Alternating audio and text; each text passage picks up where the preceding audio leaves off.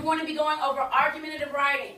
And in order for us to learn about argumentative writing, we're going to use some of the tools of collaboration.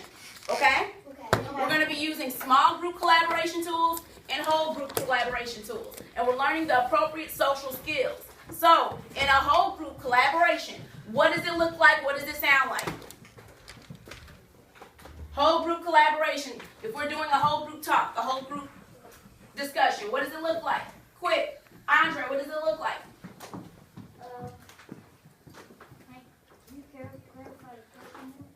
What does a whole group conversation look like? What should we be doing in a whole group conversation? Sharing ideas. We should be sharing ideas. Good. What should the members be doing while we're having a whole group conversation? Very good, Andre. Go ahead, call on someone else, please, Andre.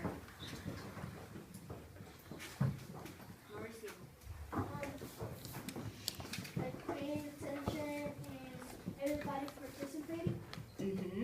So we're paying attention. Okay. What are we doing with our bodies when someone's speaking in a whole group? Call someone. Quick. With our body, we're not supposed to be making all noise and stuff, and we're supposed to be at voice level 0. Yes, we're not making distracting noise. We're at voice level 0.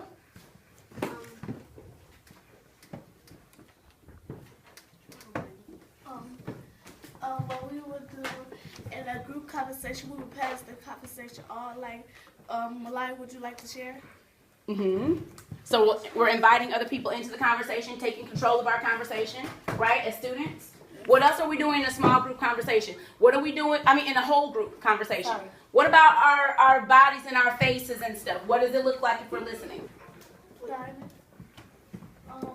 you're in a whole group conversation, your body is faced to the crowd and you look engaged in the conversation, like you want to do the conversation, and like the other people that are listening to you in the audience, like they have to look into your eyes to put that out there that they're like listening to what you're saying.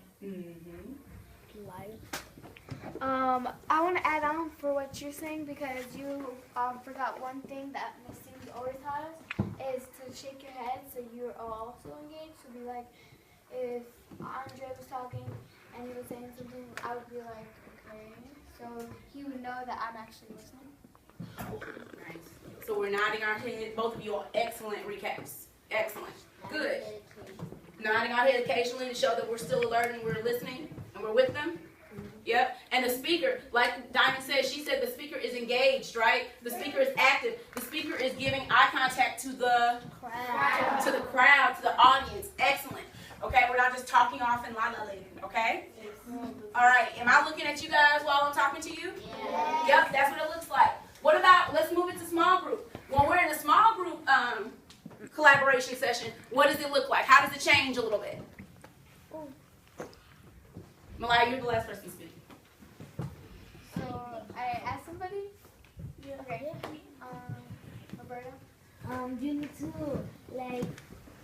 if you want to hear, you need to be close, and you need to if somebody talking to you, hey, don't listen to them, listen to the speaker. Right, we're listening to the speaker, right? And he also said something about moving in close, right? Yeah. So we move in close, around. Is it okay for us to get up if we're in a small group collaboration? Yes. Yes, it's okay for us to move around and move closer so we can talk, right? Yes. Joey?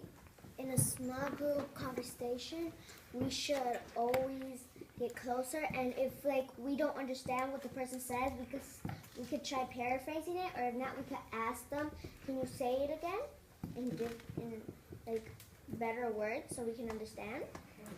Excellent. Paraphrasing question. Dariana. I want to add on to what Diamond and Malaya said.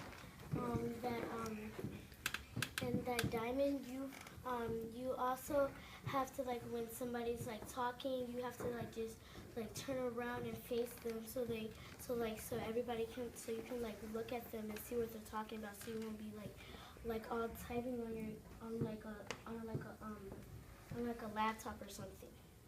Oh, so like saying like if I was like were to be talking to Malaya or something like that, I would like this to show that I'm listening to her.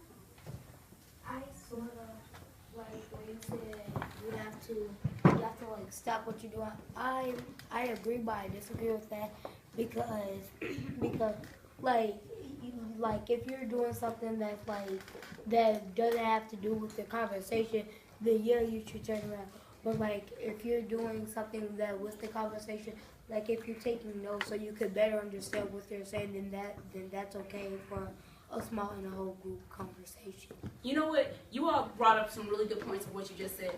You talked about, like turning. First of all, you paraphrased her to make sure you understood, and then you were saying, okay, well, if I'm in a small group and I'm on my computer, I should sort of like turn my body, like to make sure you understood her. Then Jeremiah, you added in talking about how the rules change a little bit in a small group, right? Like what you're working on actual work, right? So what if you're like typing up notes and stuff for the group? I'm going to add to that. Yes, you're right. He makes a point. You're not going to completely stop everything you're doing and just listen because then we can't get work done sometimes, right? So if you are doing work, what I would suggest, like let's say you're on the computer, still look up and look up, glance, nod to let them know you're still in it while you're doing your own work, okay? You guys got that part? Yes. So that's a little bit different in the small group than the whole group, okay? That's the social skill. Good. I'm going to add some things on there. We know that we stay on task, okay? I mean, some you can make a quick joke, but then you quickly get back on task, right? Also, you're actively listening. You guys got that good. You're actively speaking. You got that. What about sharing the work?